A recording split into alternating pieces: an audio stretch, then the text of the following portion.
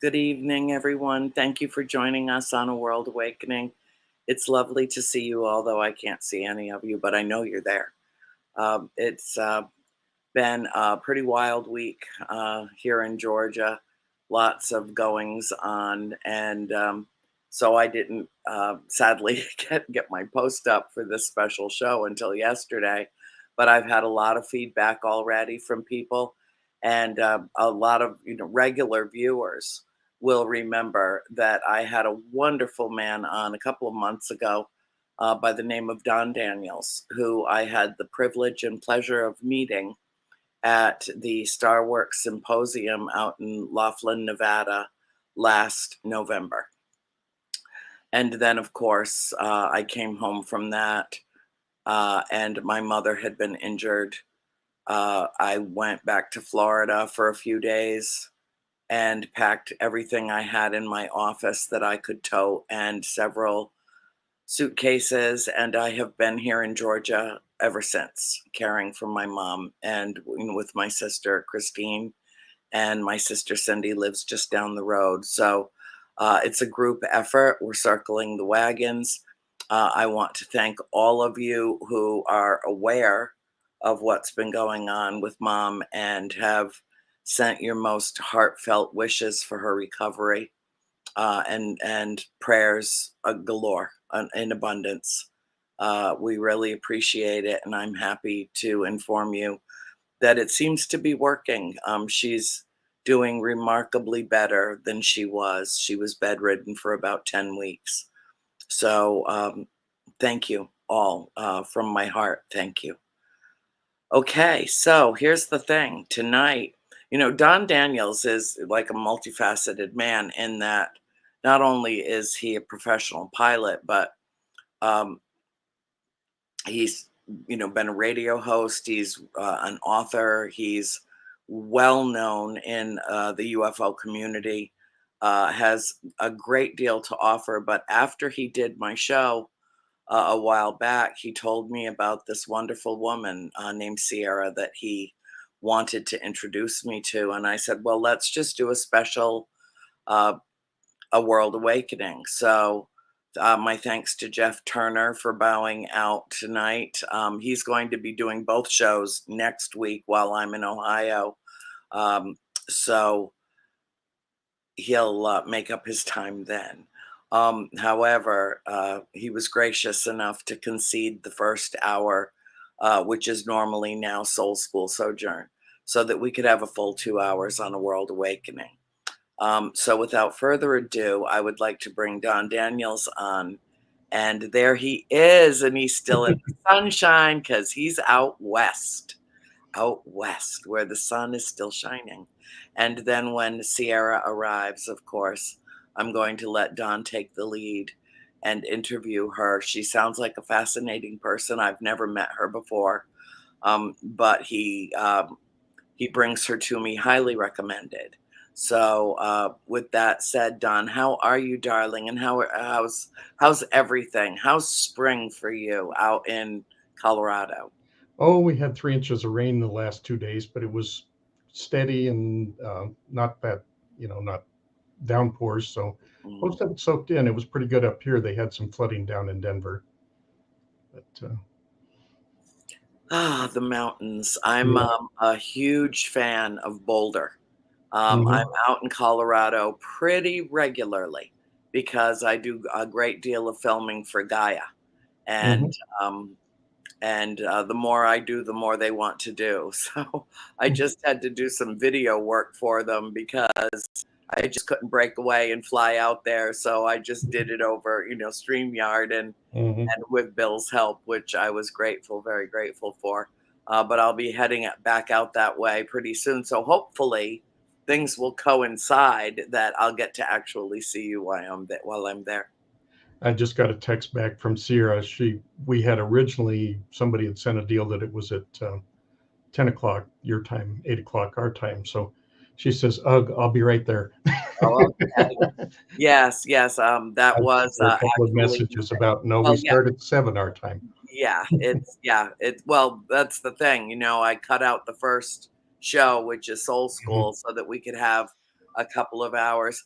And Don, you a man who wears many hats, even though you don't have one on right now, and I'm I'm not a hat person. perfectly willing to let you take the lead tonight because other than having read her bio, I'm really not familiar with Sierra, and I feel like you know her better, and your conversation will be fascinating. And I'll just pitch in wherever I have a question or whatever pops up. But I really I think that you could do it more justice than I could tonight. And a world awakening is for it's that's what it is, exactly what it says. It's to help shake up and wake up the world to new viewpoints, different perspectives, different kinds of individuals, people from literally all over the world, and what they're into, and what their connections are, whether it be to the galactic family, or or anything having to do with paranormal. Anything is welcome here. Well, um, she's paranormal a lot. yeah. Everything. But She probably is a little late because she's having to pop in from the fifth dimension or beyond, and well, so that's perfectly she fine. I just get that. either that or she just realized that, oh, there'll be video of us and people can see us, and she had to brush her hair or something. I don't know.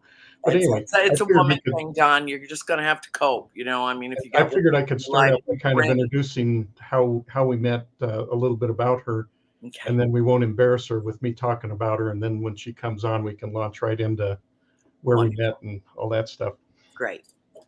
So basically, number of years ago, I was involved in CSETI and doing a lot of field outings and stuff. And a friend of mine, we call him UFO Joe from the Salt Lake area, had come over to visit me. And he kind of travels around in his conversion van. Mhm, And while he's visiting, Sierra called him. She was a friend of his. I had never met Sierra. mhm. And she says, "Hey, Joe, would you come down and watch this movie with me?" And he says, "Well, I'm visiting Don. Can he come along?" She says, "Sure." So we go down, and it was the movie called The Fourth Kind. It was terrible. It was a mock documentary. They made it look like it was real events in the small town up in Alaska, but it was all a fake documentary about alien abductions and, little grays sucking the kids out of the house and, crazy stuff.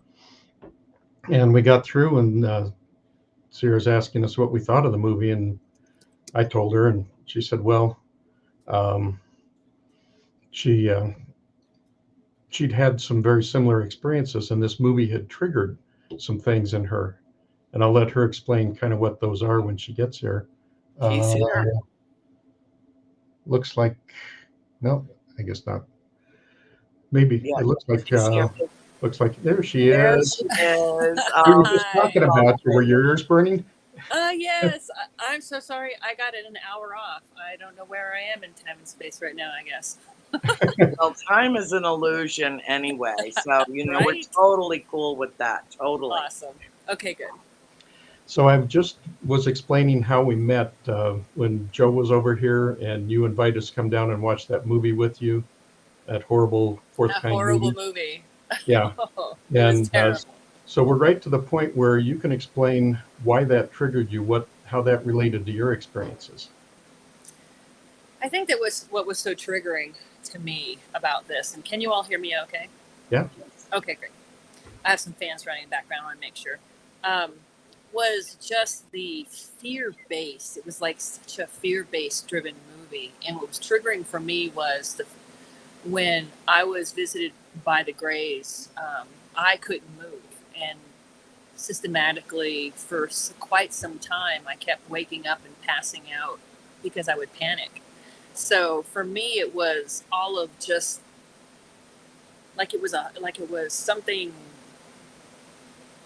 that was bad. You know what I mean? Something that was evil, something just the way the portrayed the whole movie, I didn't like it at all. I don't like not being able to move. I don't like not being able to be in control. So why don't you explain what happened in your apartment down there? Okay, so I was just getting out processing out of the Army in 92, I believe. Yeah, 92 or 93. I just had gotten out of active duty. I'm a Gulf War veteran.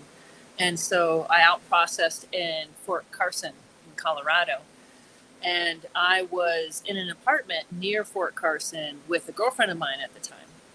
And we were in a bottom level apartment. And we had this, I'm going to set up the room for you just a little bit, sort of the space, so you can kind of get an idea. But basically, we'd gone to bed. It was work the next day. So we'd gone to bed, at our regular hour. We were going to get up early and go into work. And in the room that I'm in, I'm laying here. She's laying to my left. To my right is just a big bunch of windows with those Venetian blinds. So the courtyard light would come through and shine like lines on the left wall there where the door to the bathroom was. Our headboard was on the wall where the door out to the living room was, which coincidentally had a friend of my girlfriend's from out of town sleeping on the couch, sort of kind of behind our head on a couch on the other side of the wall. It was in the middle of the night. I heard this woman scream in the courtyard, like a blood-curdling scream, just one scream. It woke me up. Woke up my girlfriend too. I looked over to the clock, which was to my left, and it was like 12, 1, 2, 3, 4, something right around that time, just after midnight. And I was like, huh. And so I laid on my left side. My girlfriend gets up, doesn't say anything, which is kind of unusual. Goes into the bathroom, doesn't turn the light on, which is also unusual because we'd fight about it. And I heard her lift up the toilet seat cover and sit down. And I thought, oh, that's really odd. And so I'm laying there and I drift off to sleep. And it was weird because normally I would be sort of out investigating what's this person screaming about, because I sort of am like the one who runs towards the gunfire type of personality to help. But I just sort of was odd. She got up, went in there, did that, and I fell right back to sleep. The next thing I know is I sort of get this tingling on the back of my neck, just that sense that somebody's in the room. So my eyes shot open. And over by the door, where my girlfriend had gone to the bathroom, against the wall there, was just like the 2.5, 3 foot tall gray Zeta, as you were. And adrenaline went running through my body, and I wanted to move and I couldn't move. And when I wanted to move and I couldn't move, it created such a panic in me that I fell back asleep again. Well, this happened several times. This continued to happen because I would wake up, couldn't move, panic. After some time, I sort of woke up. Here's another thing that didn't make it any easier either. It seemed like every time I opened my eyes, this thing got closer to the bed. Yeah. And after a time when it was just about all the way over to the left side of the bed, thankfully I was on the right side of the bed, and it was just standing there. I woke up after some time and I was like, let me just see what's going on here, So I opened up my eyes because I thought I'd kind of heard something telepathically a couple times before when I panicked and passed out. This time I just opened my eyes and I just looked at this thing, the typical grayish bodysuit on, the gray head, the big black eyes, slit, little nose, little holes for the nose, no ears that I could see to speak of. And I woke up and laid there and just stared at this thing for a second, and I heard, "Be calm. We're not here to harm you. We're here only to check on you." And so I started to take stock of my body, and I felt like I was being scanned. It's the only way that I can describe it. It's likened sort of to me like being in the warm sun on a summer day and a cool breeze rolls over you, and you can kind of really distinctly feel that rolling back and forth. And I panicked and passed out again.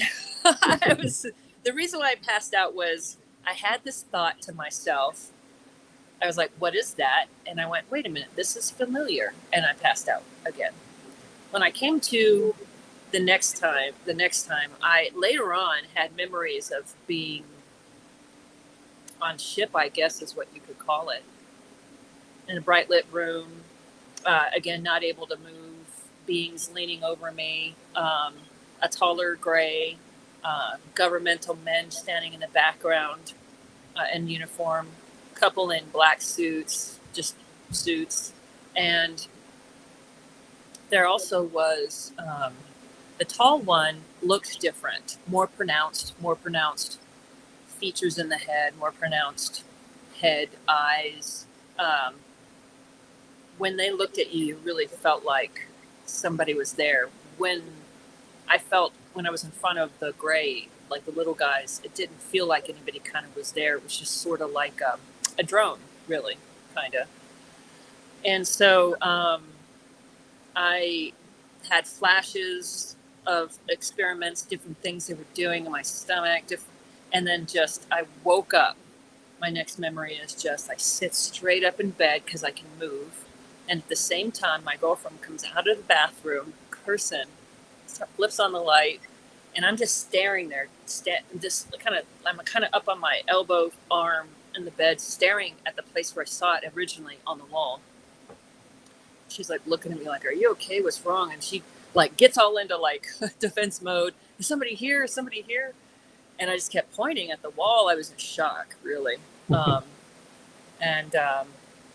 That's kind of how we started. Well, your girlfriend also, her comment when she came out of the bathroom after sitting on the toilet for 2 hours it was 4.5 hours. I actually looked at the clock. It was like 4.5 hours later. Yeah. And she had been sitting on the toilet and her legs were asleep. And it was odd because, I came in with no filter. So I've seen all manner of things, in this dimension and not from this dimension. But I had never really remembered encountering any extraterrestrials, as it were. And when I started dating her, she talked about the grays and about these, the ones with the big head and the black eyes. And I'm like, okay, I didn't doubt it or anything like that. I was like, well, why not? I've seen some pretty incredible things in my life. And she comes out and she's like, all these years, all I wanted to do was see when they put me to sleep on the toilet. Are you freaking kidding me? And that's exactly what happened. That's exactly what happened. She needed to be out of the room for that visitation to occur. Yes. Mm-hmm. Yep. But the next morning, the alarm goes off. We get up. It's like this weird thing. Human beings' minds just want to reset to what's normal, reset to the regular routine. Absolutely true. So we got up, we just started to get ready, like no big deal, like we were going to work. But I was sort of like feeling like I was moving through sludge, a little bit like concrete, just a little bit like, groggy, just, what in the world happened last night? But I still didn't remember. We didn't remember. We just got up and started doing our thing. Went out into the kitchen where her friend was out there. And we were getting ready and just bustling about. And I just was like, and she goes, the oddest thing happened last night. Did you guys hear that woman scream in the outside? And then it was just like it all came flooding back, and me and my girlfriend looked at each other like, oh my God, because I'd explained to her what I saw, that I couldn't move. We just sort of went to sleep. It was weird. But when she said something, our friend, it's like it all came crashing back in, like reality. Like, oh my God, that was real. That really happened. And she goes, and the strangest thing, she goes, well, I was concerned that the two of you, like, I didn't know if it was coming from outside or in the bedroom. So I got up and I went to go knock on the door and woke up this morning on the couch. And we just, and then my girlfriend just launches into this whole tirade and I go back into shock again. And I stay home from work and I call a girlfriend of mine, because I've always needed help and guidance, when I was younger, in how to deal with the gifts that I was born with. I was in this group in Manitou Springs of all of these really amazing women from different walks of life and metaphysical, Christian or witch or Wiccan, all the different types of women. And we were all there and I was learning from these women. They were these crone women and they were teaching me how to deal with my abilities. So I called one of them in the group and she went by Morgan Le Fay. asked her to come over. I said, something crazy happened last night. I want to talk to you about it. So she shows up, rings the doorbell. I open the door and I'm just sort of like out of it. And she like scans me up and down. She's like, Sierra, want to tell me why you're pregnant? And I said, it's not even funny, Morgan. I was like, I had some crazy stuff happen to me last night. I really need to talk to you about this. And she goes, okay, we'll get to that later. And I was like, besides, I'm a lesbian. Like, it's not like, oops, I slept on a penis and got pregnant. Oh, I forgot I slept with a guy. Yeah. Yeah, I didn't accidentally just oops. In fact, up until that point in my life, I was raped in the military, but I hadn't willingly slept with a man my whole life. I was like, nope. So we started jump off topic, but you're about the 15th woman that I know that's been in the military that has been sexually assaulted or raped in the military. Is it like a sport? And why isn't anything being done about this? I mean, I've written directly to Kirsten Gillibrand, who this is like a really big deal for her. And, I think that there is time, this needs to be addressed. It really does need to be. And it's a terrible condition that exists in the military. And it's bad. And it not only happens to women. I know. It happens to men too. So it's not women. Well, on it's men, it's not a sex crime. It's a power and control crime. Correct. And I think it's a direct result of blatant testosterone poisoning in half the population that needs to be reined in, and it needs to be treated as a crime and not just a slap on the wrist, if that, in the military. And I'm a radical lesbian feminist myself at heart, so I get it. I totally get it. And it makes me crazy, but I'm sorry. You go right ahead. No, I totally get it. Let's just say that the military is paying for it now. Yeah. During the pandemic, kind of got my stuff together. Good. I had a long, 5 years of some bad, just a string of continual bad things happening in my life. I started getting post-traumatic stress really bad. In fact, I was living with Don at the time.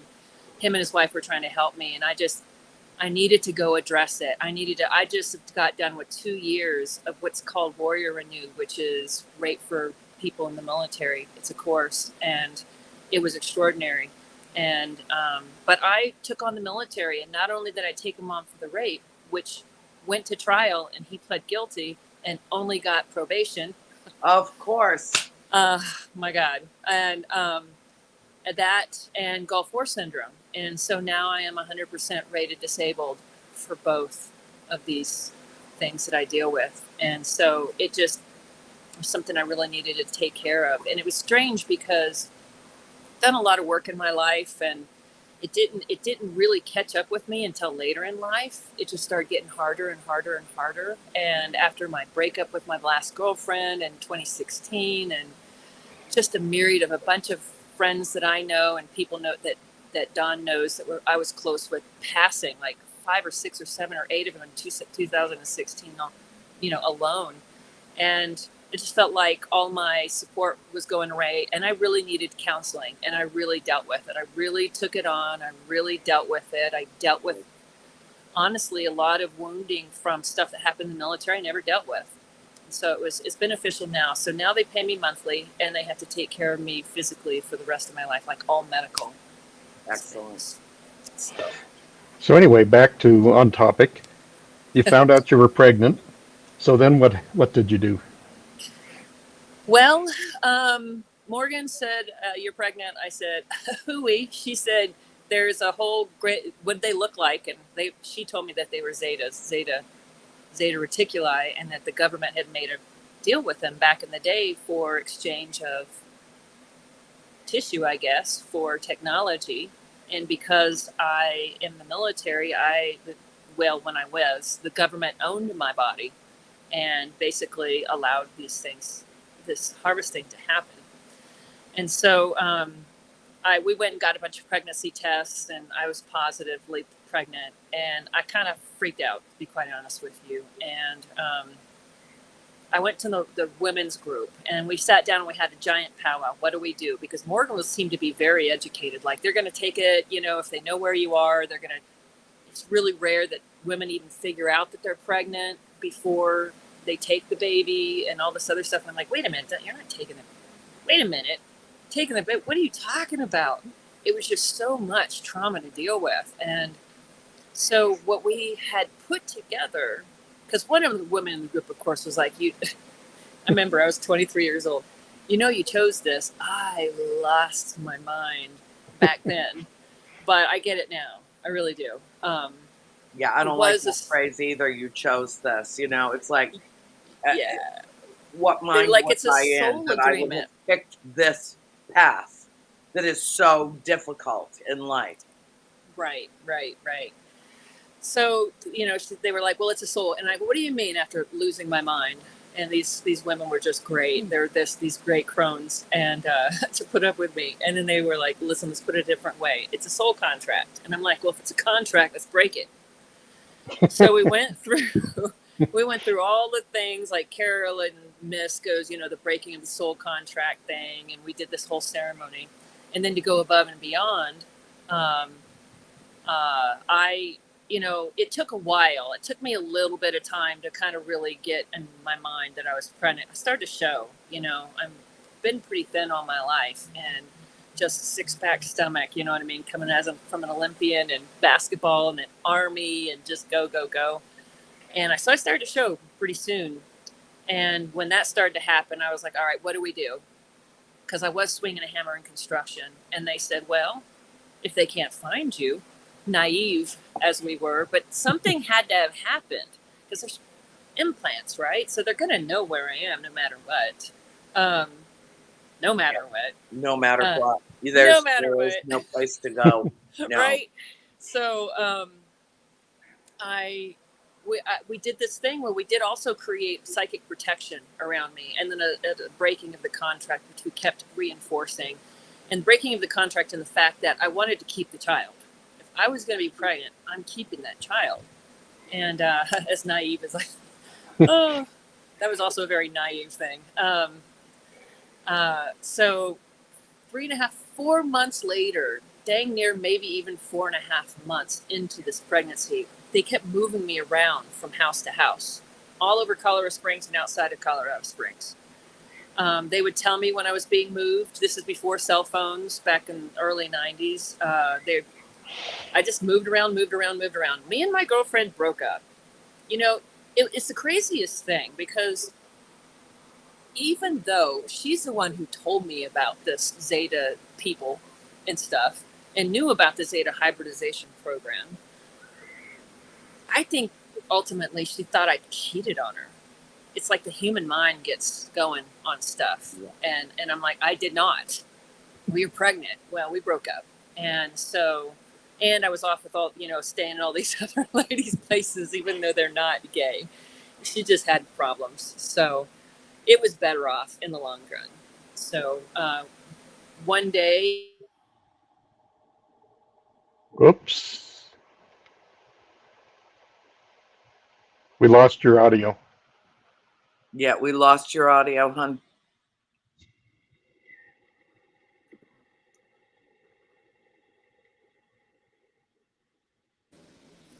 Can you hear me? Got now you now. We can hear you. Okay, great. Back to it. Okay, back to it. In a moment, I will have to go like switch off my alarm. That was my alarm. I totally had the wrong hours. Anyway, so she, like, I ran into her one day and I stopped swinging a hammer. I started driving the roach coach, you know, the construction van that comes around, sells food truck. Thank you. But it wasn't like the cool food trucks that you have now. It was just like to open up the side and it was a bunch of prepackaged stuff and you bought it. I did that because I was pregnant, so I wasn't going to be swinging a hammer.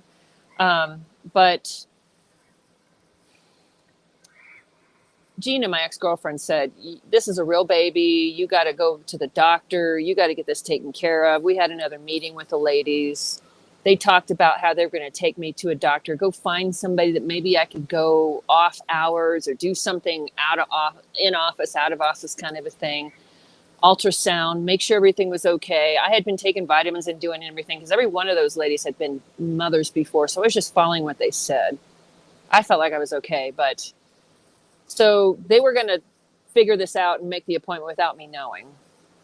And about a week or so later, I just woke up. I knew. I sat straight up in bed and I just screamed, grabbing my stomach. No. And it was flat, just absolutely flat.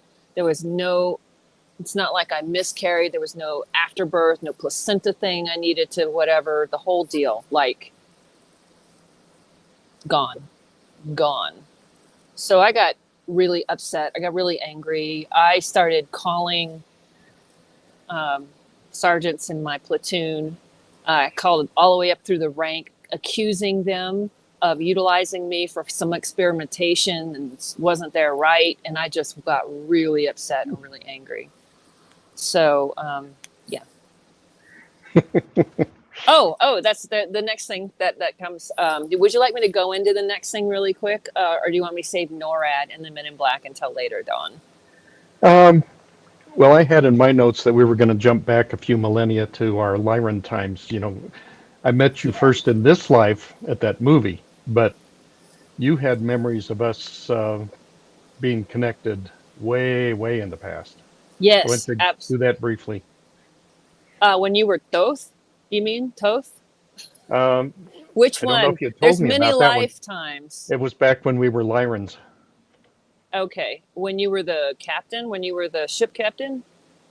Well, there was one there which ties in with my crystal.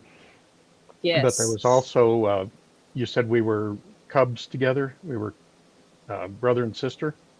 Oh, yeah, that's right. I totally forgot. I totally forgot that lifetime. Yeah. Yes, actually, I have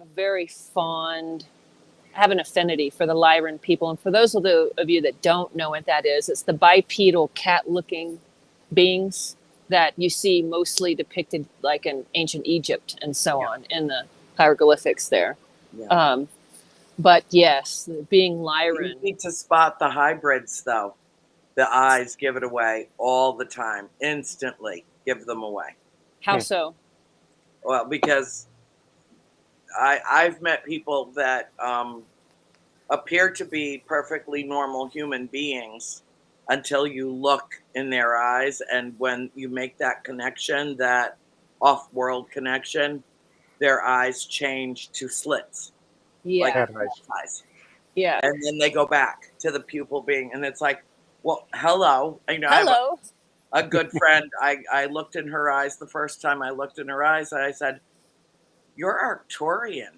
And she said, "I've been told that before." And that was it, you know, connection done. I mean, that was it. We were like, whoa, you know, so yeah, it's a way. I think the eyes are usually the way that we identify each other in myriad ways. But, you know, particularly in our, what some refer to as our Akashic, you know, our history, our that junk DNA that we all share that the scientists threw out because they said it had no bearing on anything. And that's our entire history. You know? It is. So, you can trace all your lifetimes through the blood. Yep. The blood is very, very, there's a lot to it. They're figuring it out now. They are. And the eyes are the window to the soul. Yes, they are. Exactly. And have you seen the people, like people tell me I have a cat nose, but I have makeup on right now, but the little slits that go down underneath, and it's like a scar. Have you seen those? I have. People, yeah, I do too. I think that's from the split. You know what I mean? The split lip cat thing. But yeah, Don and I have spent a lot of lifetimes together. Actually, I've known him on ship as an ambassador, as a like a ship captain, like a spaceship captain. You know, and. You've got glass. He's got glass around his neck from one that crashed that he actually flew. It was part of the navigation and power system. Whoops. Yes. There we go. I'm back. We lost him. There he is. He's back. Now we just lost Sierra. She said I was kind of an annoying older brother in that one lifetime, right? I was kind of teased you a lot or something. Yeah, you know, we like to get into it a little bit, but it was okay. Now, I don't know if I've told you the story. When I was at uh, StarWorks conference, it was probably 3 years ago. A friend of mine from back east had a friend from Canada, right near Detroit. What is it on Windsor Locks area, I think. Yeah. And she was an oracle, and she came out. She says, my friend the oracle's coming next year. So the next year she came, and I met her, and I said, hey, what do you get from this crystal? And she goes, "Ugh," and gives it back to me. She says, I need a little time. So the next day she says, okay, let me try. And she's holding my crystal, and she says, there's some trauma associated with this. She said, you were Lyran uh, captain, a small craft, mostly like a scientific craft with a crew of maybe about 18 people. And we were out exploring, and we got a distress call, an SOS. It wasn't our people. We weren't obligated to respond, but we did because that's what we do. We help if we ever can. And so went in and found that it was huge colony ships that had kids from a number of planets. I believe it was the Andromeda galaxy when the reptilians were overrunning the Lyrans and just decimating their planets and killing everybody. And so a bunch of different ET groups had got together and collected colonies of kids from these different planets, and were trying to scatter them out throughout the galaxies in the hopes that at least some of them would not be found by the reptilians and they'd be able to perpetuate their species. And they'd had some kind of a breakdown. They had some mechanical issue. And so we went aboard, and my engineering guy was able to get it figured out and get them fixed. And then we got word that there were reptilian battle cruisers or whatever coming in to try and intercept these guys. And so I said, okay, engineering, medical, etc., scientific, you stay with the colony ships and do what you can. I just need a skeleton crew to delay and deflect long enough for the colony ships to escape. And so I got the impression it was like 4 or 5 of us went back to my ship, and we were able to deflect, divert, delay the incoming reptilians long enough that these colony ships did escape. One of them set up in the Pleiades system, and probably from there some of them came to Earth, and basically, she said I was very highly regarded around the universe for the sacrifice I made. We knew it was a suicide mission. We knew there was no way we could defeat this whole, group of reptilian ships that were coming in, but we delayed them enough that the colonies were able to escape with all the kids, set up civilizations in the Pleiades and other places, and some of them came to Earth. And so our cat that Sierra was with, actually in her final days, El Kitty, I used to say, El Kitty, I am your father. But anyway, yeah, we have history that goes through many, many lifetimes, many civilizations, and it's been interesting. Are there any others that pop up vividly for you, Sierra, that you want to touch on before you get to? Well, I've had a lot more recall. I've also been working with Laura Van Tyne from the Karmic Path doing regression for the first time in my life. And so I've been able to remember a lot of things, but being Lyran in Egypt, bringing the mystery schools to the ancient Egyptians, and, you came rolling in as Toth. And you were had quite an affinity. Yes. Were you Sekhmet, or were you have an affinity with her? I've come to understand it was one of my lifetimes. Wow. Okay. Yeah. So, Bill, if you can put up that video of her with the statue of Sekhmet.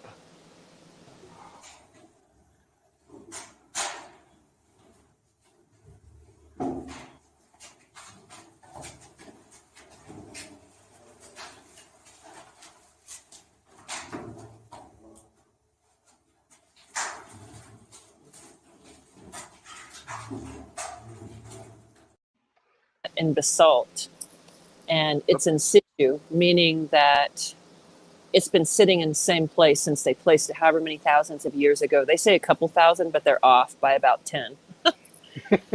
It's a lot older than what they think it is and what the history they teach. And so a lot of people have experiences with this statue, breathing with them, purring, open her eyes, moving her shoulders, all the orbs that you saw. It was pretty extraordinary. And this is one of the groups that myself and my partner, Dr. Aaron Nell, led to Egypt in 2015, right, Don? I believe so. That's what looked like the pictures were dated. And Okay. Bill, you can put up the one with her and the camel. Don She was wanted a behind horse. me. I talked her into getting the camel. I said, you can ride a Don, horse anywhere. Oh, it was terrible. Oh my goodness. I Oh, had yeah. bruises in places that are unmentionable. I definitely opt for the horse. Definitely. Oh man. And we were riding out to Abu Simbel, and we were supposed to just go out one way, and that's why he talked me into it. But then we ended up something happening, and we were supposed to then walk from Abu Simbel down into this palm grove and get picked up over there. It didn't work out, so we had to walk all the way back.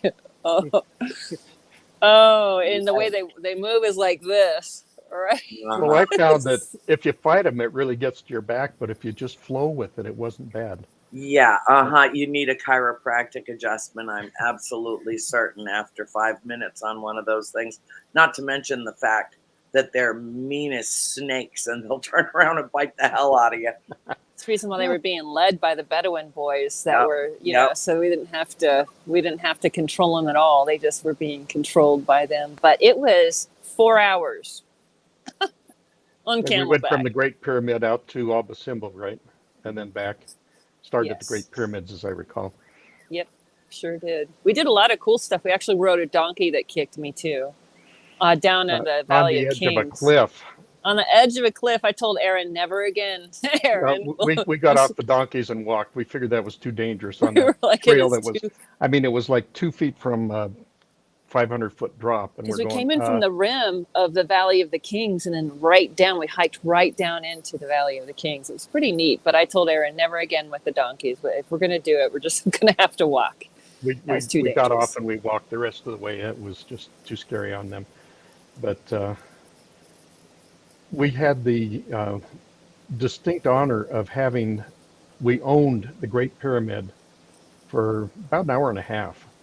Mm-hmm. Our in-country guide, Dr. Aaron Nell, who's the one who figured out the alignment of the pyramids with the Orion and, the astroarchaeologist stuff. She was good friends with the Department of Antiquities and stuff, and she managed to get, they would have private groups in the pyramid during the lunch hour. There was like an hour where nobody else was in there, and we owned that whole pyramid. And we went into the King's Chamber, the Queen's Chamber, and the lower chamber, which most people don't get to go into. And Bill, if you put up that one of me toning and doing the ohms in that chamber, where we were checking out the resonant frequency and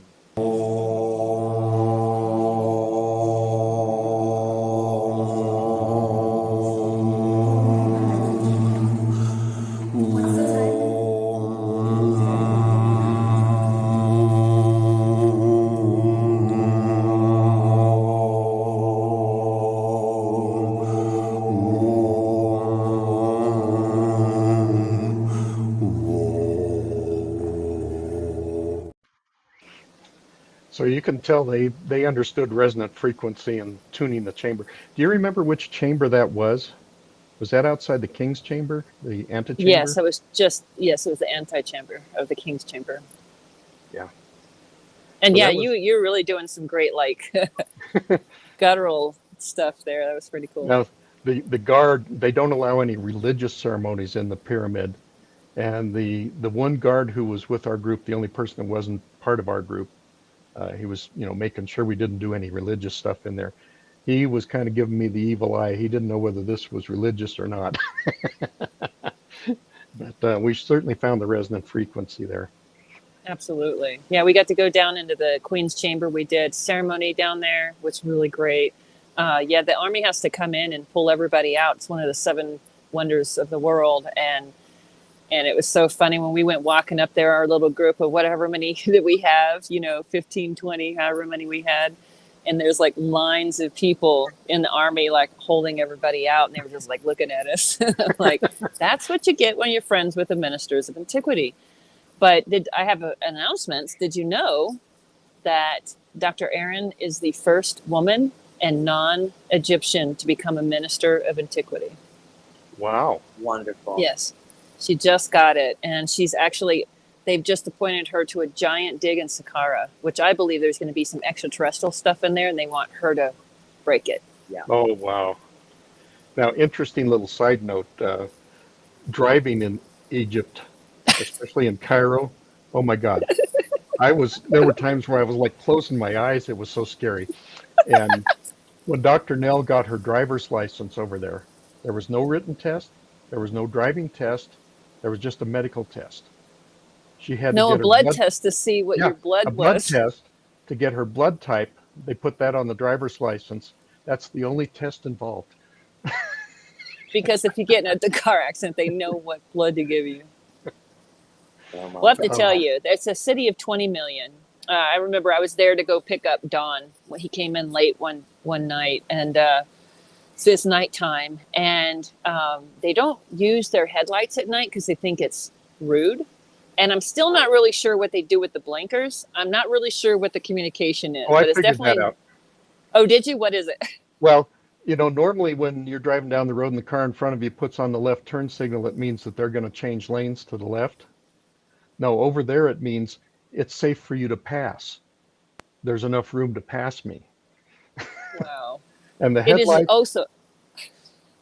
is a carryover from World War II, when the first person in the convoy would have the headlights with the little slit, so it didn't shine up into the sky. And then everybody else would follow them. And that way the enemy fighter planes and stuff couldn't spot them as easy. And to this day, they still don't run their headlights. Most of them, you'll have maybe every 5th or 6th car will have headlights on. And then the lines on the road, they don't go in between the lines. They go straight over the center of the line and drive down the road that way. And there are no lights, no traffic lights in the city of Cairo. And the people walking across the freeway, kind of a lane at a time. And it's like, good gravy. It is the most psychic place I've ever been in my life. It's hard to explain. The people are very tuned in. They're very, very psychic. I'm surprised we didn't see more accidents in the times that I've been in Egypt. So then we also got on the river cruise, and we went all the way down to Aswan and a number of the temples along the way. And Bill, that last picture with the portal, the doorway, pop that up and let Sierra explain what that is.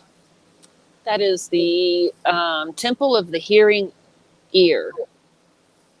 So is this the one that we went and spoke into? Is this the one, Don? I think so. And around the back was where the oracles would, on the other side of this wall. Yeah, so the oracles... Go ahead. Standing in front of it, it like sucked you in, in a higher dimension or whatever. It was like it was pulling you into another dimension. Yeah.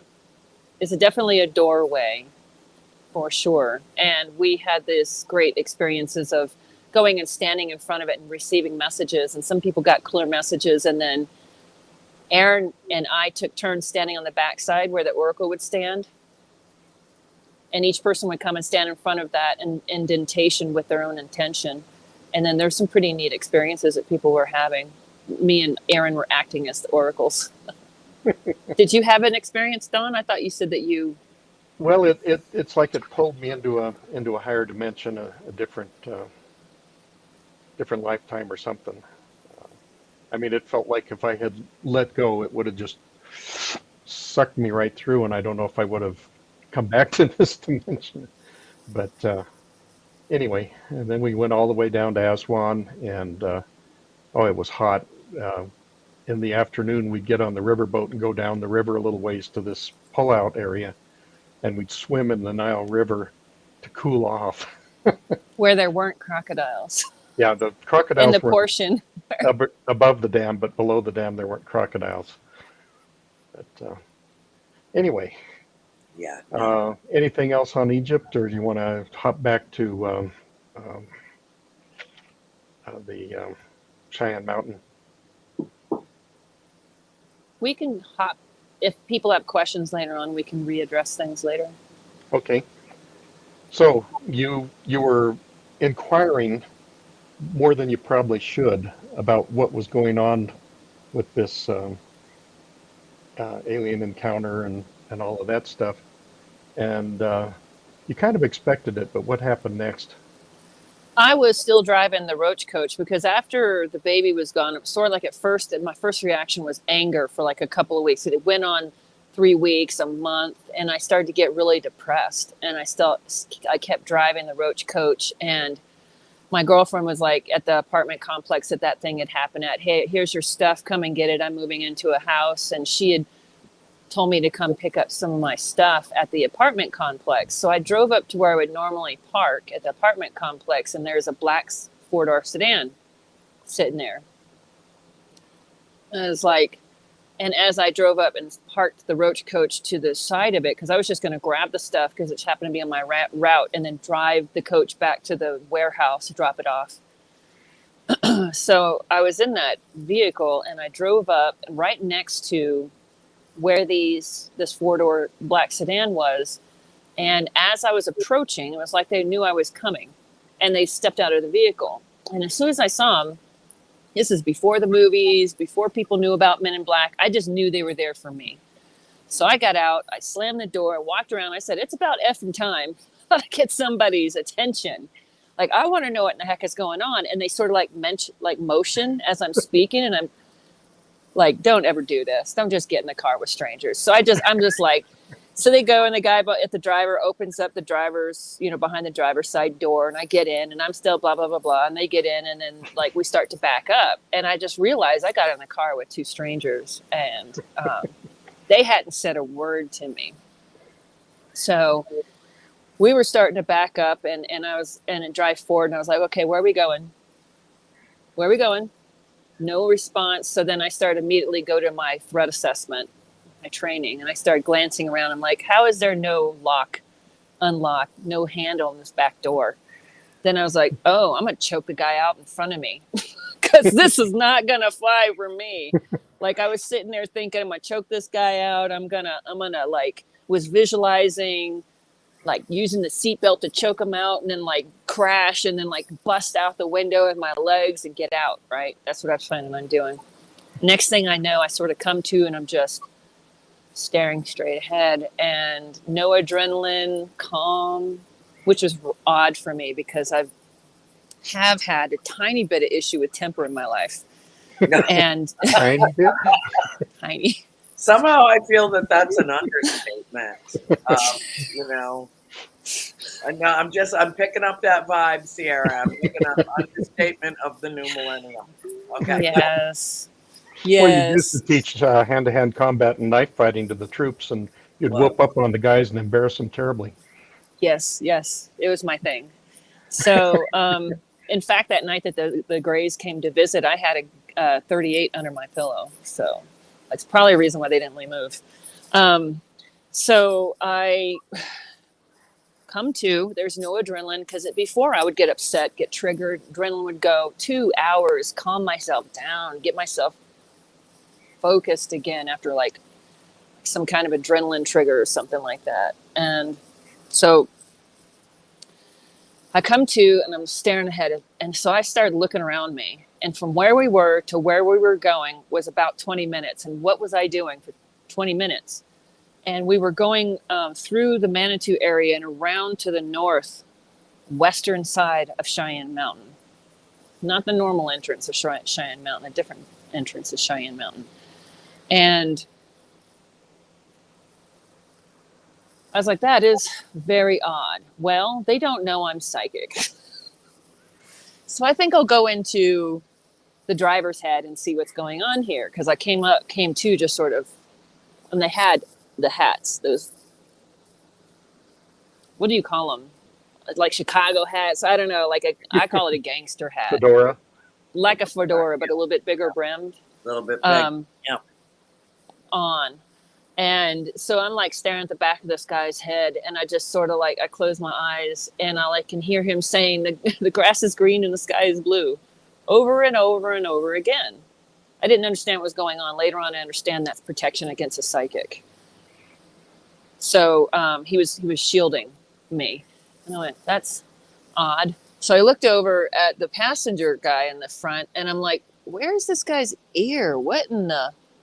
And I'm kind of trying to look underneath the brim of his hat. And I was like, I want to go into this mind. And then it was like a physical shock, physical pain, like an instant migraine when I tried to do it. And I noticed that anytime I tried to stare at this guy, there was like a screen image or something. He wasn't quite right. This particular one wasn't quite right. I don't think he was human or fully human. And so we driving, and we go into NORAD. About 8 hours ensue. And where these two gentlemen take me, and I'm going to do the fast version because there's lots of other places you can go to hear this extended version of this particular part. But they took me in and they showed me a craft. They showed me basically a graveyard of all different kinds of craft in Cheyenne Mountain. And I spent up way too much time trying to figure out how they got the craft in before I saw what they were there to show me. And as soon as I saw it, it was about 75 yards away. I was up a couple stories looking through this blast glass down into this big, poorly lit, there's lights every once in a while. Not only all different kinds of retired aircraft, but like boats too, boatcraft in there just hanging out. At about 11 o'clock, about 75 yards ahead of me, I was looking from the top, but it was a saucer-shaped thing, and it had a USAF marking on the top. And I was like, oh, do you see? And then as soon as that happened, off we go. And I was sort of like being pulled along, like not under my own power, along with these people through the whole day. They took me into a room. They took me to an area, and each one of these areas in NORAD are completely different. We're completely different. It's not the front part of NORAD. This was way in the back, and it was years later I saw a diagram, a 3D diagram of people that said they'd been in NORAD. It's like 27 stories down and in the back, the western side of the mountain, not the front part where like the NORAD is at, the radar place. But went to a completely different area, and it was like an office area. And we walked up, and there was this scientist guy who took me into a room inside of a room and showed me beaming technology, beamed a Pepsi can from one side of the room to the other. And I kept calling bullshit because it freaked me out. He did it a couple of times to show me. But this is scratched his initials on it once just to so you knew it was the same can. Scratched it and then did it again because I was just like the first time I went bullshit. You know what I mean? It's just like your normal reaction. Like, come on, man, what are you trying to pull here? Yeah. And so I asked him because the guys had stayed, the men in black had stayed outside of the room. So I turned into him with my back to the door, and I was like, so like finally when I got that he really did it. It's like, where did you get this from? He's like, it's really, and he's talking, and as he was talking, it sounded like somebody shut off his voice as he was speaking. It was the oddest sound I've ever heard. And his eyes got really big, and he looked terrified. And the one that I didn't think was human had stepped in the room when I asked where he got it from. And the guy was choked off from speaking. So off we go again to a completely different area. We went for a while. This time I'm starting to like, what is going on here? What is all of this about? And it took me a completely different area. As we started getting close to this area, I didn't like it. It smelled like a hospital, completely different. Like I have memorized the steps, like everything, what everything looked like, the walls, the ceiling, the floor. It all looked different in each one of these areas. And we walked into this area I didn't like, and they put me in another room with glass and then rolled up the thing. And there was a 6 foot tall dead gray on a steel table with it like a cover, clear cover over the top of it. And I was just like, deal with this again, right? You know, don't they not know I'm psychic, you know? So I was just like, this is a doll. And I just stood there for a long time fighting in my own mind about like, what is this? And finally, I'm going to go in and see if it's real or not. When I do that, I experienced the being's last moment of death, and it was horrible. It's being tortured for information, tortured for technology, which it would not give up, and died being tortured. And then I snapped back out of that, and I started shaking and crying immediately. They were going to kill me. I knew it. I just knew they were going to kill me. So they take me to a completely different area. They take me into a room. They sit me down. This looks more like well-known, maybe possible area of NORAD, and it's an office. Big, long, oval table. When I walk in, I walk to the very end. I put my back to the wall. I face the door. They come stand on either side of me. And I sit there for about 45 minutes, the whole time imagining in all the different ways they were going to kill me. And it was terrible. Then one man walks in, and he sits down, crosses his legs. He's wearing a flight suit, and it's a tan flight suit, but not the color of Navy, not the color of Air Force. I come to find out later on, this is Space Force. He comes in and he has all rank and insignia removed, and he sits down, crosses his legs, looks at me for a long time, and he goes, now that you know, stop digging. Now that I know what? You're going to kill me, aren't you? So he starts naming off my adopted family and my biological family, which I had just gone and found and been reunited with, their names and their addresses.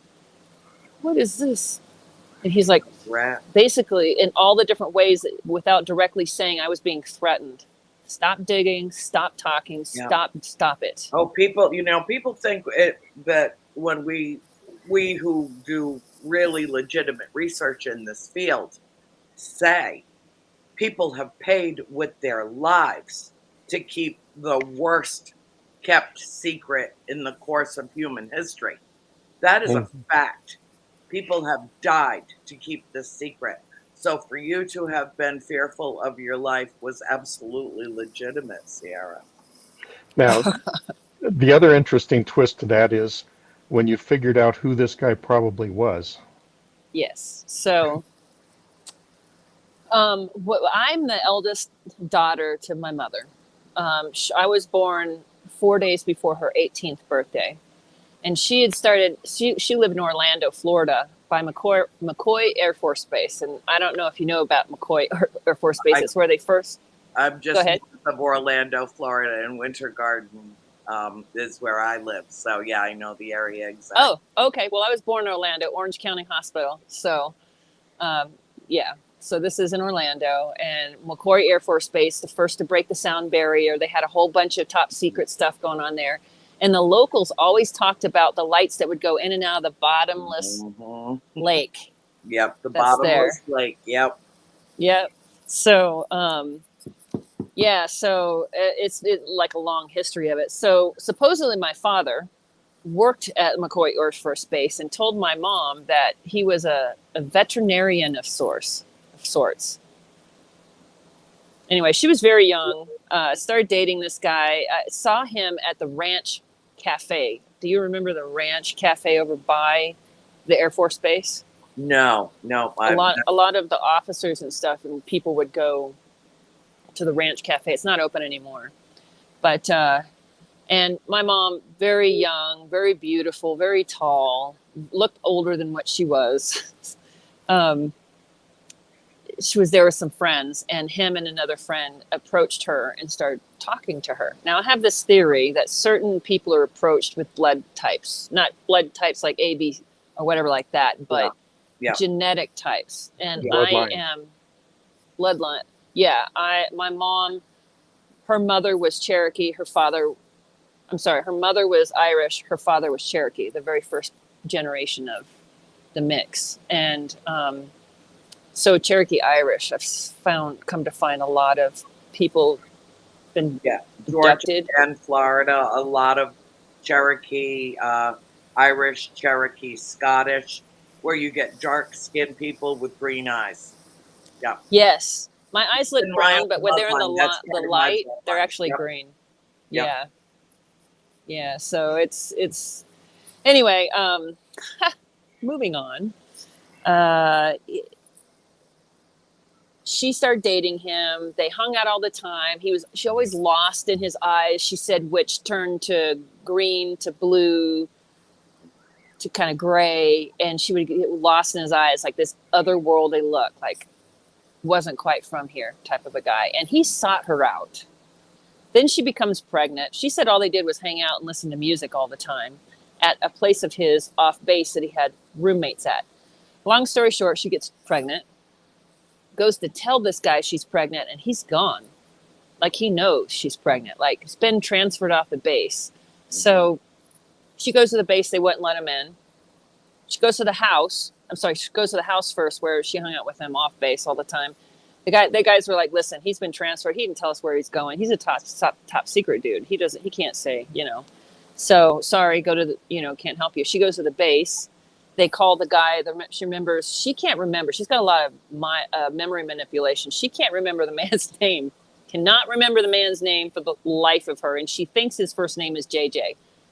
Tell me how that makes sense. So, unless there's some sort of direct manipulation going on there, yeah. And come to find out later on, just quickly, it all started with my grandma. She was in upstate New York, was raised in upstate New York. She was 16 on the farm by herself. The family was in town.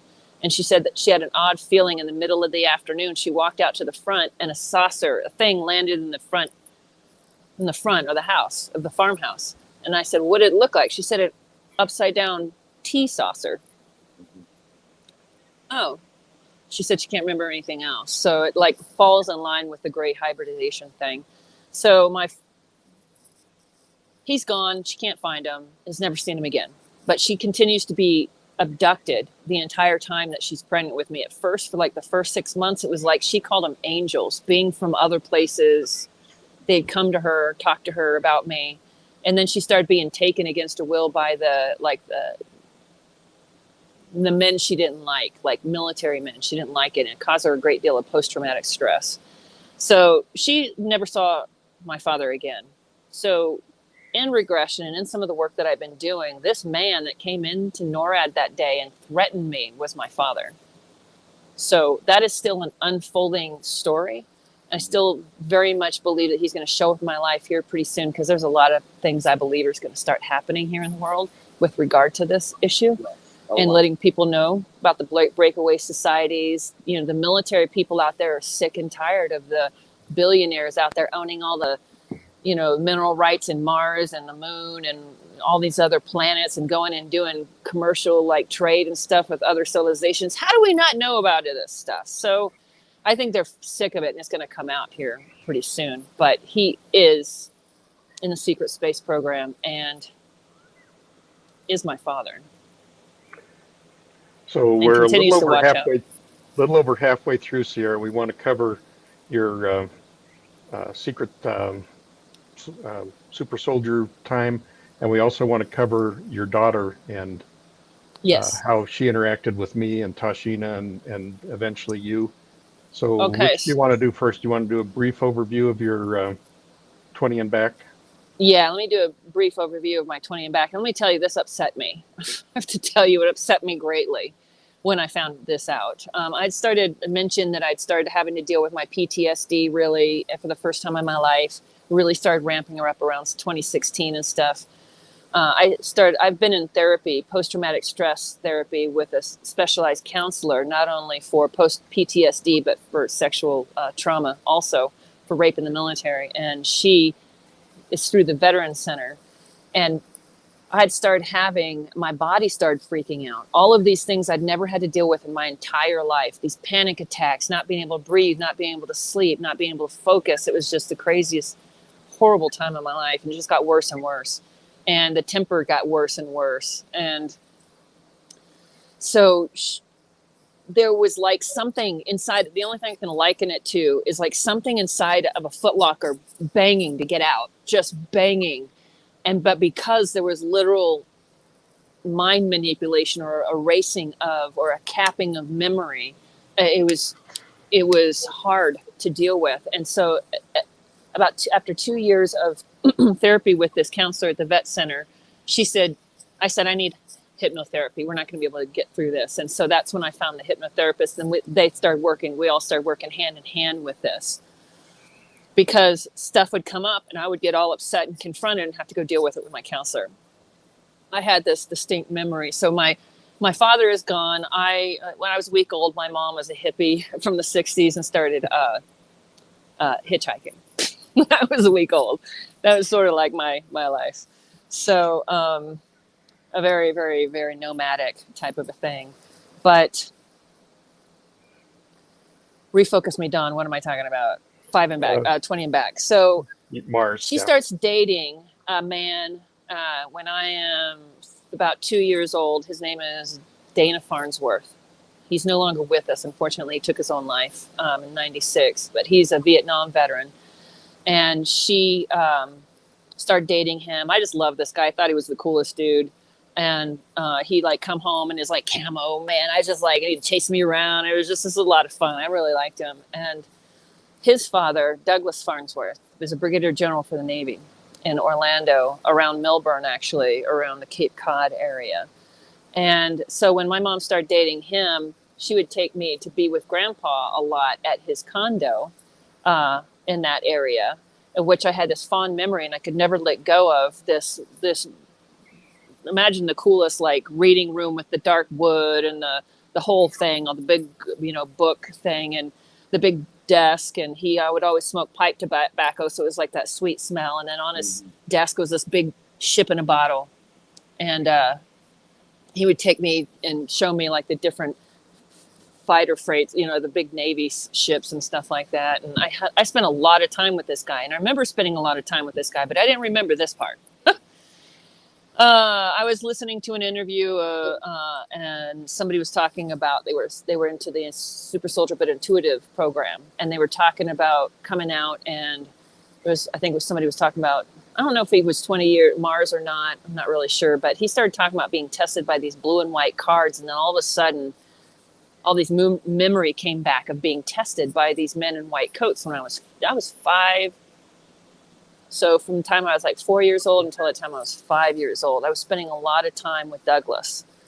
Well, I was spending time with Douglas. I think he might have been a tiny bit psychic, but I was talking to him one day and sharing with him about that I could hear people's thoughts and couldn't everybody. He said no. And then he showed up one day with these guys in uniform, and they tested me. And then it accelerated to this. And behind his desk, he had a thing that he pushed and a door slid aside. And he walked into this room back there. And he brought me back there. And there was a portal maker in this room. And he had brought through, so the men had come and tested me with the cards. And then he brought me into this room. And then he said, "Are you ready? It's a really big day, blah, blah, blah, blah. Are you excited?" And I was like, just wanted to make him happy. Yes, I'm excited. Easy. And he opens a portal, and 2 men in white lab coats step through. And they walk up, and they prick my finger. But this was before they had the pricking testing, way before pricking test on the blood. Yeah.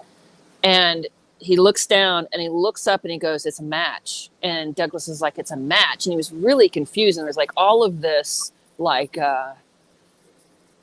excitement and like nervousness. And I could tell that Douglas was nervous. Well, he asked me if I was ready, and I said, "What?" He goes, "We're going to go on a special trip." And we step through the portal, and we end up in a different place where this big bunch of crazy, it looked a lot like stuff in the room sort of looked like stuff that, what's his name? The one that did all the free energy, Nikola Tesla.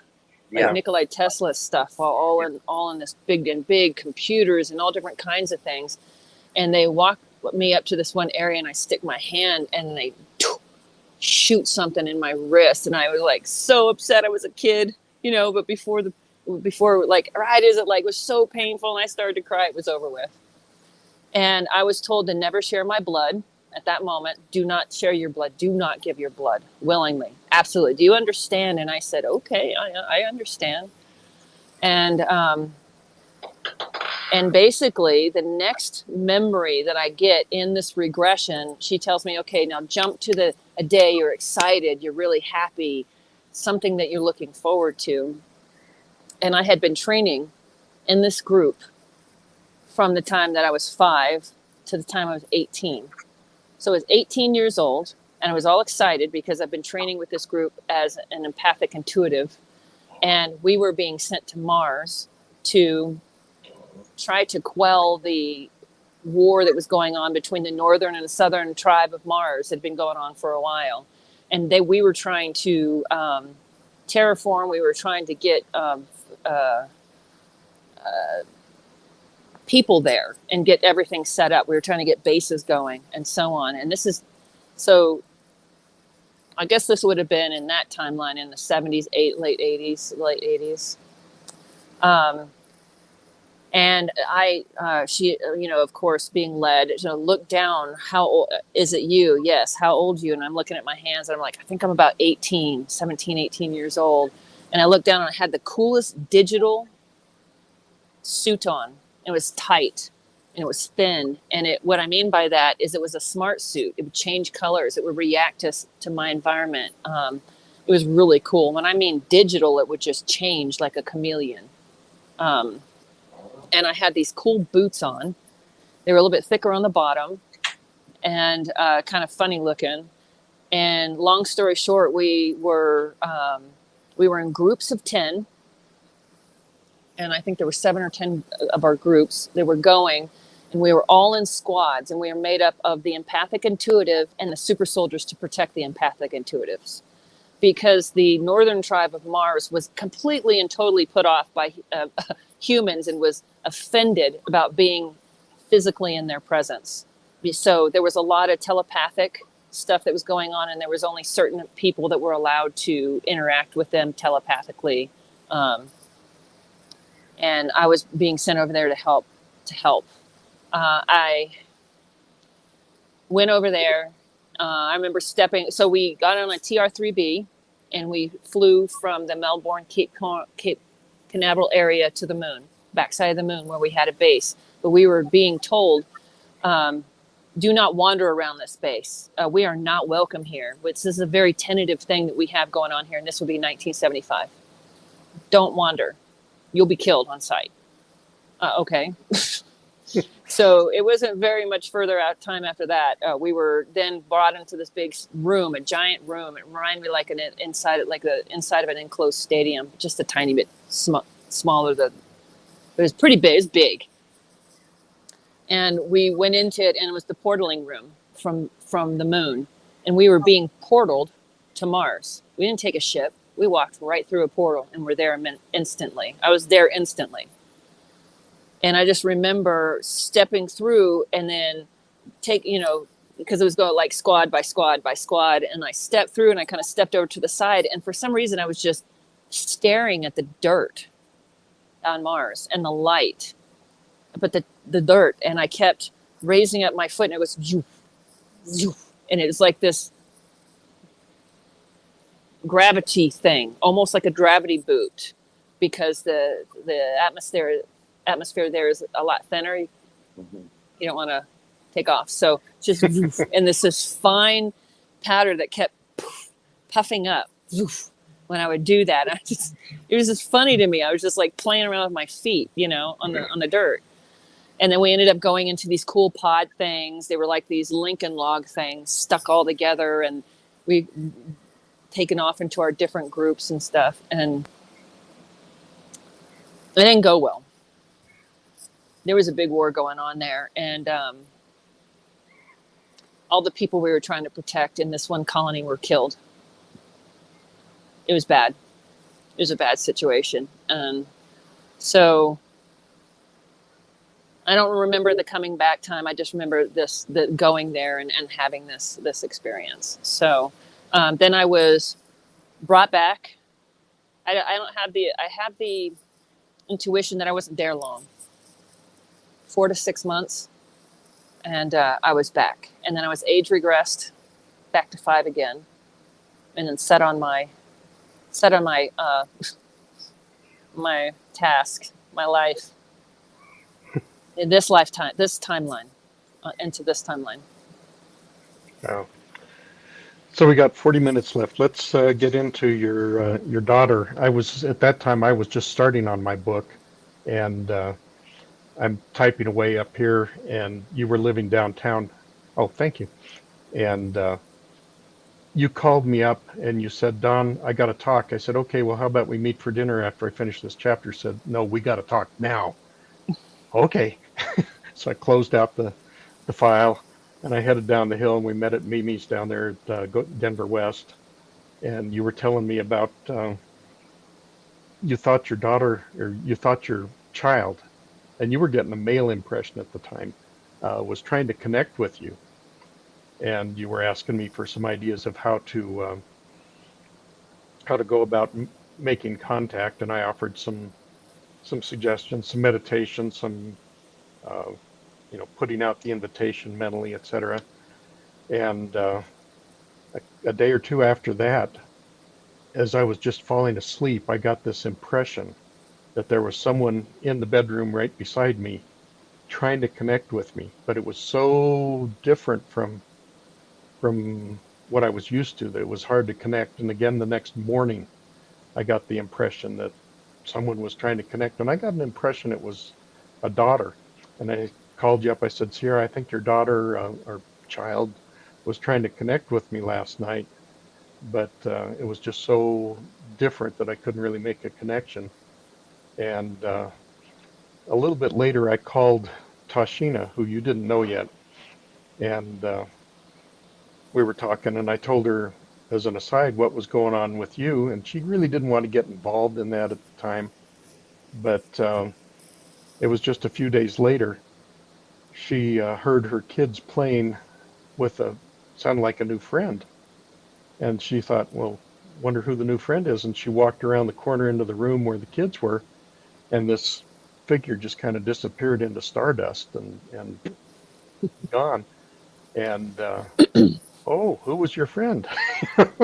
And the kids, well, friend came by to talk to us. And after a little while, Tashina was able to make a connection and got some messages for you. And she was still way under the radar at the time, and people will have to read the book to get some of that, because we're not going to have time to get into it tonight. But Tashina was not born on this planet. And so she was very under the radar, which was really tough for me, because I'm very open with my truth, and to keep that kind of a secret was tough. But I told her I'd set up a call at a mutually agreeable time with you, and showed her how to block the caller ID, so that you would just be expecting a call at 7 p.m. that night or whatever it was. And when she called, you answered, and you guys talked for like 2 hours. I wanted to fill in a little bit about what went on there. Yes. Well, just there's a lot I want to say about you, and like how you helped me through this period of life, my time. Sorry, weather. News, not the weather, right? It's spinning here. But you really helped me out a lot. You're really, really good with all the training that you went through with Greer, and kind of left that all behind. But basically, and then you came up with your own tools and stuff. But I really needed to figure out mystical studies. Say again. That plus the mystical studies that I'd been doing since the 90s. Oh yes.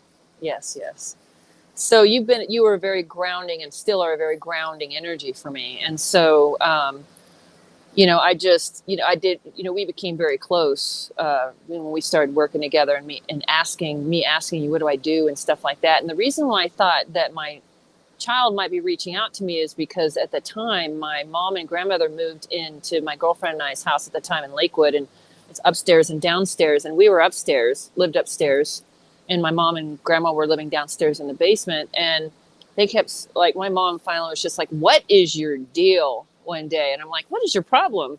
And she goes, what is the deal with the kids running like back and forth, like banging and dropping stuff on the floor upstairs all night long? And me and my girlfriend looked at each other like, what are you talking about? We were sleeping. And and they were like, hand to God, there are little feet running back and forth, up and down the hallway. In your bedroom, it sounds like somebody kept dropping something heavy on the floor. And we were just like, wow. And I kept trying, it felt like something was trying to reach out to me. But I come to find out later on, it was like a guide, a protector of my daughter that was trying to make initial contact and could not. And so couldn't make it with me. Then tried to make contact with you, saw you, as a connection, and then saw your connection to Tashina. And so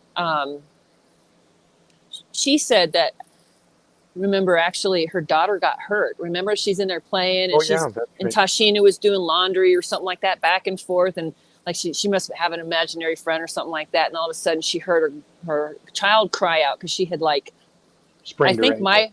She'd sprained her ankle because my daughter was levitating her in the air. I didn't know that part. And then she fell, twisted her ankle. And then so Tashina comes running in and then sees this thing disappear and then sees the girl on the floor, runs into the other room to grab something to bandage it, something to help her with, whatever was going on with, grabbed something and came back in. And then the image was, and she was there for a moment. She stayed this time. Tashina running in the first time freaked her out. So she stayed this time, and she was sort of hovering above. She was kind of floating above her daughter. And then when she came in, her daughter was still on the floor, but she was smiling. And she goes, "It's okay, Mommy. She fixed it." Yeah. We were just playing, and I hurt myself. And so then, of course, Tashina was like, "Whoa, who are you?" And then my daughter was like, "I've been trying to get a hold of my mother. I've been trying to communicate with her. Can you please tell her?" And this is a little bit tough for me.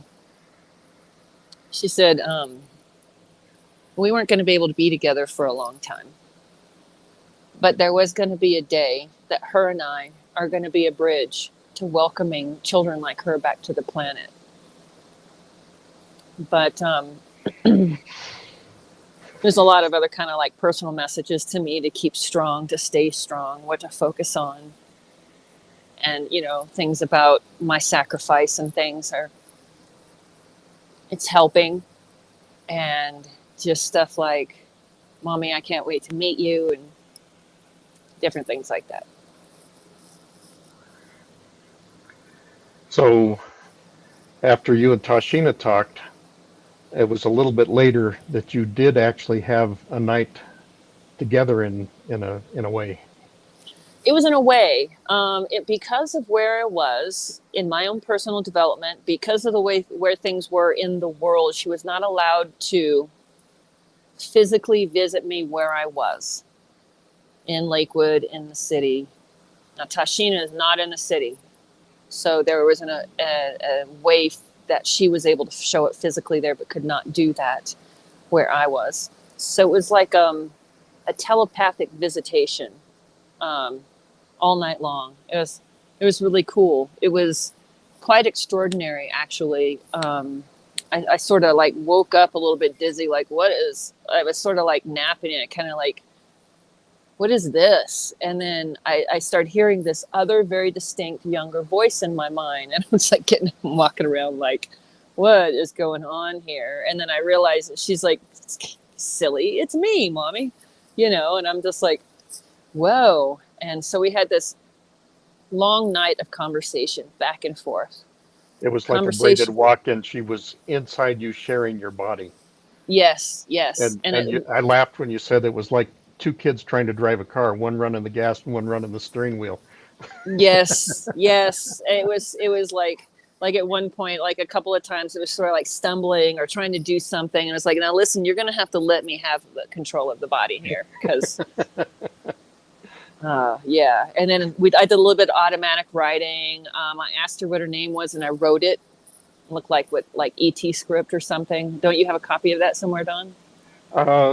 Yeah, it Tuxoxe, something like that. It had a little bit of a Navajo feel to it. Tuxoxe, yes, is what she goes by. Tuxoxe. And but It was. She was enjoying experiencing our reality through you. Through me, and we even did a little bit of watching TV, walking outside, walking in the labyrinth that I had set up there in the backyard of picking up crystals. Oh, she wanted to know what it felt like to eat something here. So we did a little bit of eating and tasting of things and watching TV. She didn't get it. She was very sad about certain things. And then she kept referring to things must change before we can come. And I kept saying, what do you mean we? She said, all the children, Mommy, all the children. We want to come back home. So it was a long, great night. I woke up the next day exhausted and very sick. And she told me after a while, she's like, I've got to go, Mommy. Is this too hot on you? It's getting too hard on you. I've stayed too long. And so ended up having this weird sickness that cleared up, pretty soon. But it had me sick for a minute. I'm still not quite sure about all that, but anyway. So that's that kind of covers that. We've got about half an hour left.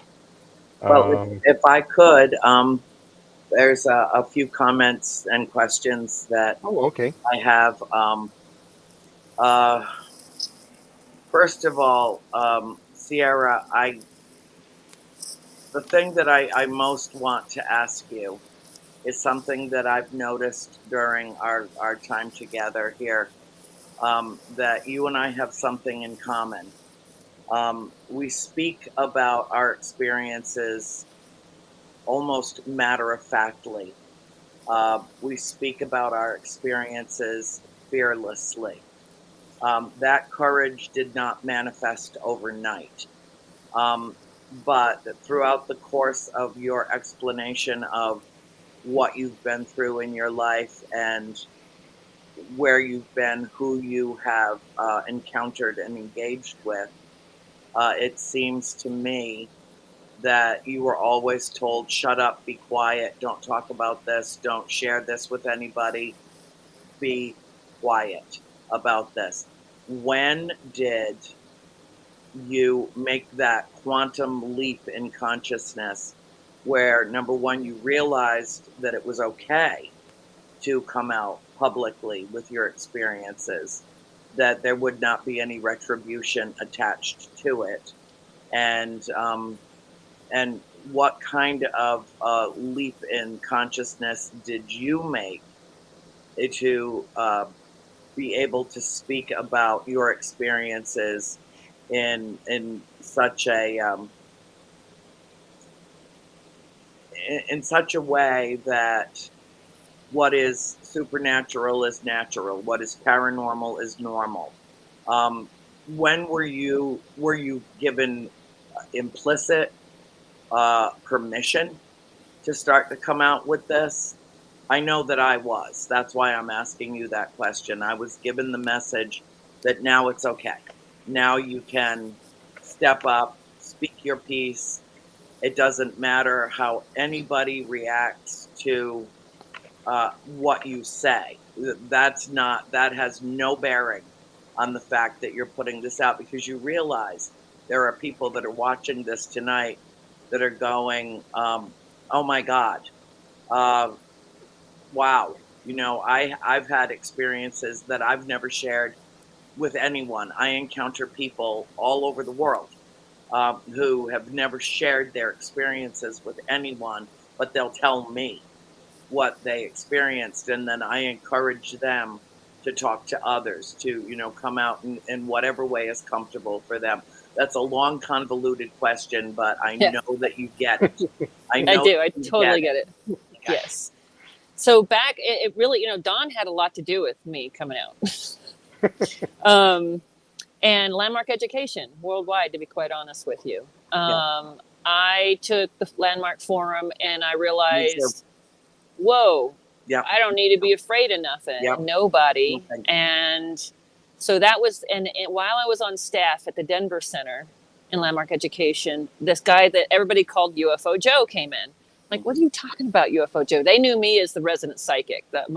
the director there still calls me her resident psychic. And if she wasn't sure about something, she'd bring me in and be like, what do you think about this? Mm-hmm. And so UFO Joe showed up, and I'm like, Joe, why do they call you UFO Joe? And he goes, well, sometime we might have to sit down and talk about it. I said, okay, because it was through UFO Joe that I found Jeff Peckman, who then knew Don Daniels. And we all three went to the movie, didn't we? No, it was just you, me. I think Jeff did go with us. Jeff did? Yeah, Jeff Peckman went with us.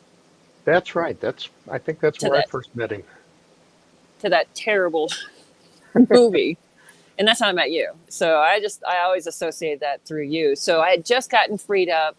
I wasn't going to talk about any of this with anybody. The Landmark Forum got me freed up in that way. And then UFO Joe said, we should talk.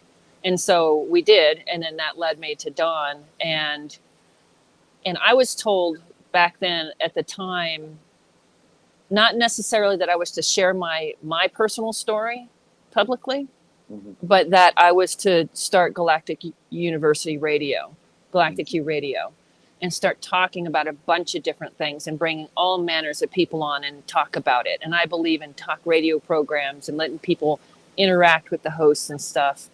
And put a bunch of stuff together, held umpteen amount of conferences, traveled all over the world, and did not actually come out really, truly publicly with my story. I mean, I talked about it. I would be interviewed here and there by people, but it wasn't until the J3 films, Extraordinary the Seeding, came out that I really, truly public. Mm-hmm. And let me tell you, it came with a whole mess of shit. Yeah. And I have been targeted, and I won't beat around the bush about it. I was specifically targeted, and they were trying to take me out of the picture, and they almost did. So then they got Stan Romanek. So yeah, they just tried to discredit and different things and try to ruin you. And I lost my temper and got arrested, and they tried to ruin me. They really tried to get me locked away federally and that's when I started dealing with my temper. But it dang near landed me in jail for a long time. And but the other things, microwave frequencies and different things like that, I know where I can go to get away from it, and I'm constantly immobile and a nomad by spirit, I guess. But you do have that vagabond vibe. You do. I do. I very much will do. I just love it. I absolutely love it. I absolutely love it. But it was like a layering of things that got me to the place where I felt comfortable, and I still really wasn't that comfortable when John approached me from J3 Films and said, hey, Orchard just bought, Stan Romanek, Extraordinary to Stan Romanek, and we want to do 3 movies. I'd known them since 2008-9, right around the time that I met Dawn for the Paranormal Research Forum there in Denver. And we started hanging out, and they were just fascinated, wanted to talk about my story. I said, no, I'm not ready. And they were like, because people would ask me to what end or why, because this is just a tiny portion of the different things that have happened to me in my life. Tiny little portion, like the hybridization program, tiny little portion. Like I was actually recruited to be on a timeline correction team. Mm-hmm. Don, didn't you say you had that in your? That was in your bio. That was news to me. In the bio. Yep. And yeah. And I think we've got enough time if you would like to address that.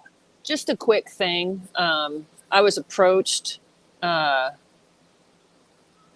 some off-world beings and some representatives from the call them the Galactic Council, if you will.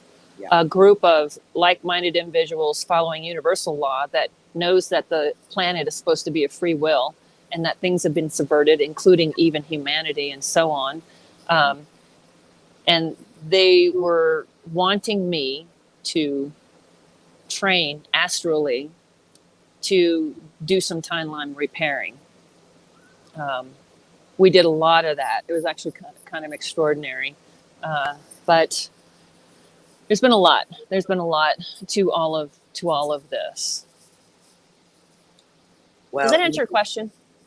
Yes, it does, okay. Actually. And one other thing I wanted to know, have you had your blood tested for the Rh negative blood factor?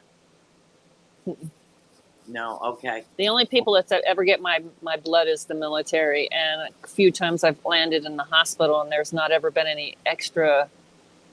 I'm A positive blood type. Okay. Okay. It's just a lot of people that are hybrid carry the Rh negative blood factor, myself included, and my parents are both. I don't know.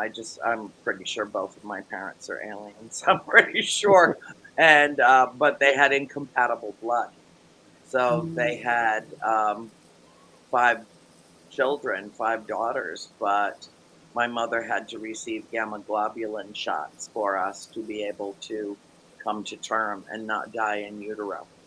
Wow. And the Rh negative blood factor, I'm sure Don is aware, is traced back to about the last ice age, is when it first showed up in human form. Human blood does not mutate, so it was infused into the human bloodline. And a lot of people that carry the Rh negative blood factor are hybrid. And we're now 15% of the population, although 150 years ago, it was only about 3% of the human population, and it was almost exclusively relegated to the Basques of Spain. I don't have any Spanish heritage in my ancestry, so we can't figure out how it ended up in a Frenchman and a woman who's Scottish and Cherokee.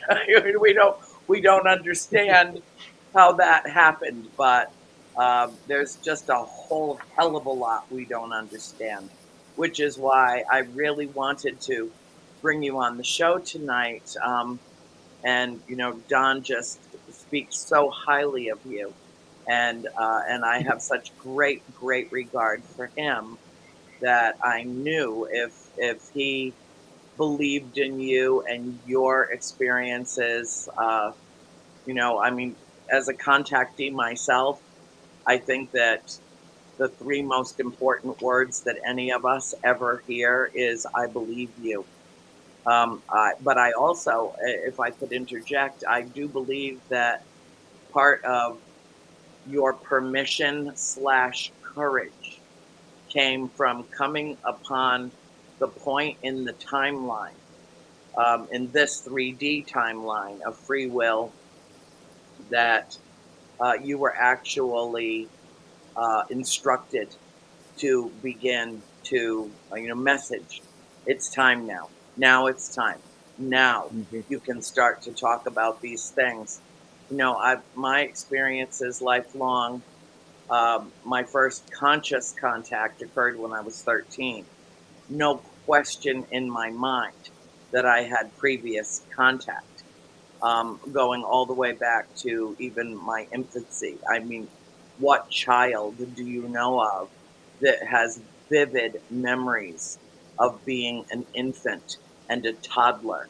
And, that entire process of growing up as a human being, going back all the way to birth. My mother remembers her birth. My father remembers his birth.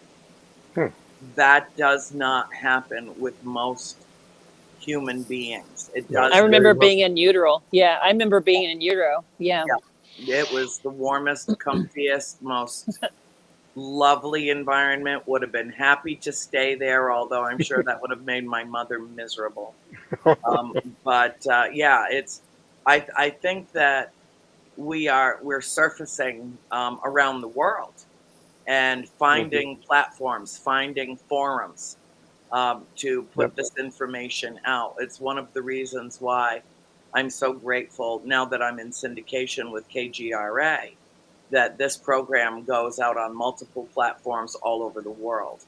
And that is very, very important. Even if someone who is sitting there and listening tonight and not in any of the chat rooms, not in, trying to ask any questions, just absorbing the information, because that's where I believe that it begins, that process of normalization of what we know has existed for time in memoriam. I mean, for millennia, that the off-world galactic family has been involved with humanity, that we are them, they are us, and all of us are one galactic family. You talked about it's time. I got that push to do my book, and I kind of hemmed and hawed for a while, and I finally got going on it. It took me 2 years to finish it. And then when I finished it, I was partway into the book before I ever met Tashina. When I finished it, she said, "We've been waiting for you to get this done." Yeah. And I go, "Whoa." Okay. But were there any questions from the audience? Oh, I'm sure there's plenty of questions from the audience. But before we even bring anything, we're really short on time. And Don had asked you, Sierra, if you would want to talk about your Bigfoot encounter. I personally believe that that entire race is interdimensional. Otherwise, we would have discovered a carcass by now. Absolutely. You know, so I think they just pop in and pop out at will. We have not found any encampments. We have not found any places where they have kind of set up housekeeping on planet. So tell us, if you could, in our few minutes that are left, what your experience was. Let's see if it can validate, you know, my own. Wonderful. Yeah. I had an experience when I was very young, like 4 years old, in the foothills of Kentucky and Tennessee, actually, the Smoky Mountains up there. And Don, you haven't heard about this one, but I've actually had a very recent interaction with Bigfoot in Arkansas, and it was extraordinary. They gave me gifts. Anyway, so when I was 5, my mom, I told you about the gentleman, Dana Sr., that she had married, and he was stationed at a Fort Campbell, Kentucky, but we were just, and it's kind of in the northern part, and we were just over the state line in Tennessee, up in the mountains. My mom didn't like the base. She wanted to be in the mountains, the hippie child she is, and we were in a cabin in the middle of nowhere. And this is 1974, and this is when there was a lot of interaction between Bigfoot, Sasquatch, and the general public, because people were pushing out into the area, specifically in the Blue Ridge Mountains up there. And there was, for a short period of time, there was one body that was, this is off topic, but it's been on In Search Of and a couple other TV programs, talked about how these couple of families were up in the mountains up there, and they were hunting, and they actually shot and killed an adolescent Sasquatch, threw it in the back of their truck, and drove back to the cabin, which was systematically attacked that night. And then before they knew what was going on, they looked in the back of the truck, and the body was gone. But me being there, we had a house where it was like room down below. You walked into the front door, kitchen off to the right, living room, then a straight staircase that went upstairs. Like there was a bathroom in the back and the laundry, a long hallway, room on one end, room on the other end. I was on one end.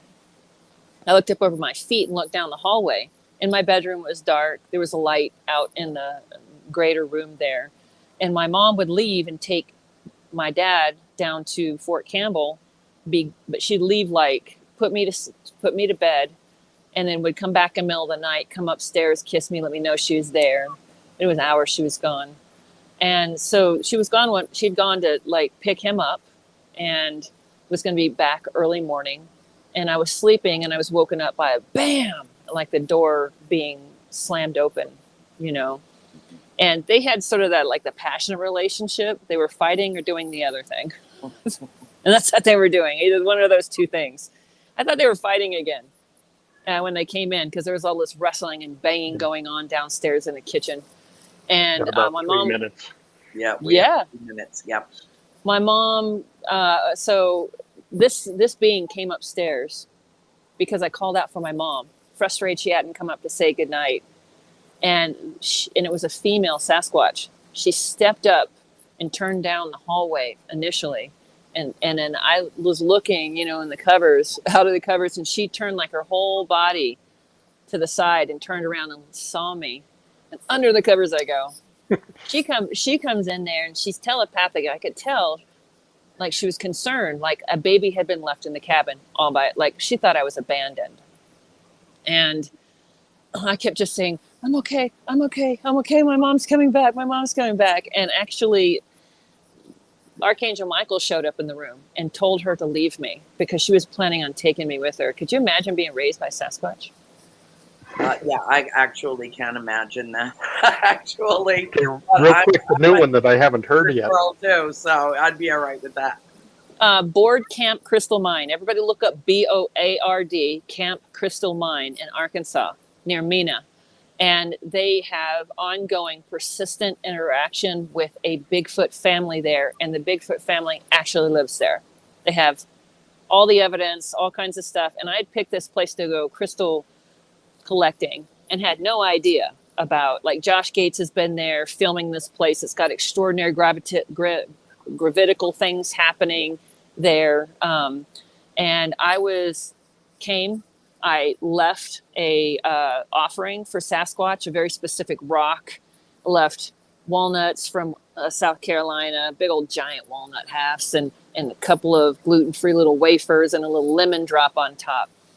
I was there for a week and they didn't take it. And then when I left on Sunday, I was going to come back on Monday. I went back there, and each day I was like, "This is for you. Please take the offering with my humble, gratitude." And they get in this hole quickly.